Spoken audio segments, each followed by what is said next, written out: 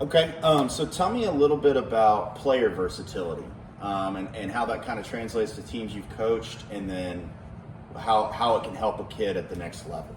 So when I go to build a team in the summer, I want to make sure that I've got ample kids that can play in the outfield and the infield. The first thing you got to have is athleticism. So I don't mean this as a knock to the corner guys, but you've got to find your middle first. You got to find your guys that can move.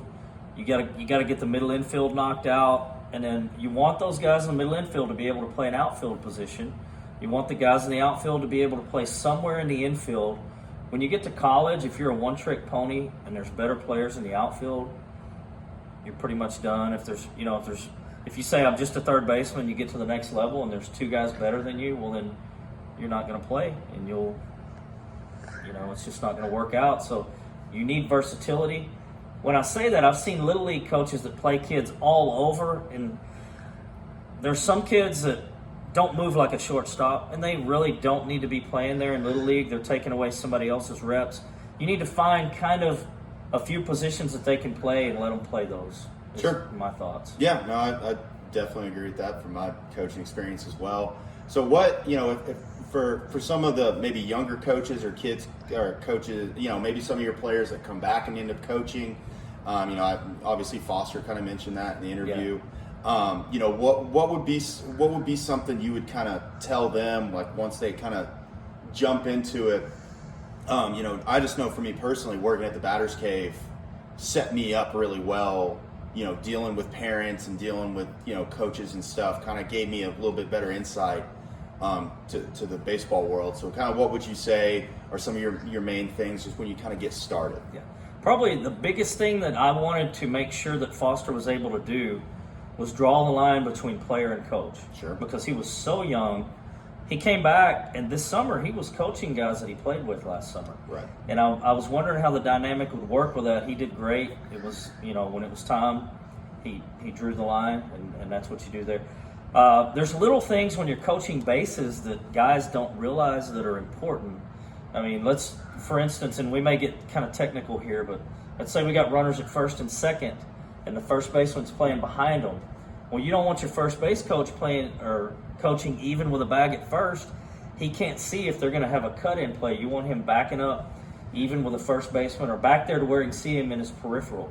There's little things like that, where to stand when you're going to bring a runner at third, right, that they need to learn.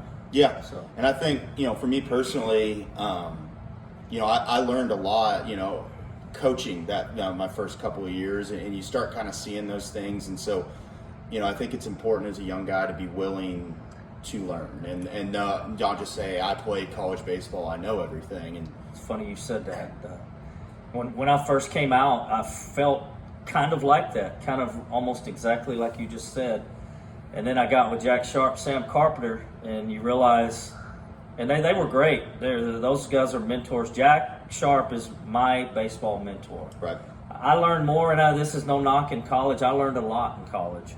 But I learned more from him that first year than I learned in 4 years of college. And, just about little things. I can't, we could go on for days about all the little details. I've still, to this day, I've never seen him out-managed in a game as far as not being ready for a squeeze bunt or something. He always knew when something was coming. And I picked his brain and kind of learned some of that. I'm not going to share it on camera. But yeah, but that stuff's important. Get to know the coaches around you and kind of learn their strengths and try to make it your strengths, and try to find out your weaknesses as a coach and relations to players. So one of the last questions I want to talk about or ask you, just kind of getting back to the recruiting process. So obviously at this point, your son is in the middle of the recruiting process, and you've watched him kind of grow up playing and coached him some and not. So how do you handle that? Kind of the coach in you versus the parent in you, and what kind of advice would you give to parents that are trying to help their kid get recruited? That's a slippery slope. I let my kid play for just about every coach, and played for you. Including myself. Played for Matt, played for JJ, played for 3-4 different coaches before he got to me. He came and asked me last summer, before summer, if he could play for me, and I watched him, and he had legitimately earned the spot there, and I told him he could play for me. So we got there. Funny thing is, when we're playing and we're in a game, I really forget that I've got a kid playing because I've been doing this so long that I'm trying to figure out the chess pieces to move, and he's another chess piece. Now, there was a situation where he had his first home run of his life, and it was leading off a game, and I remember I was kind of like, oh, that's my kid going around second base. So that was kind of cool. Yeah.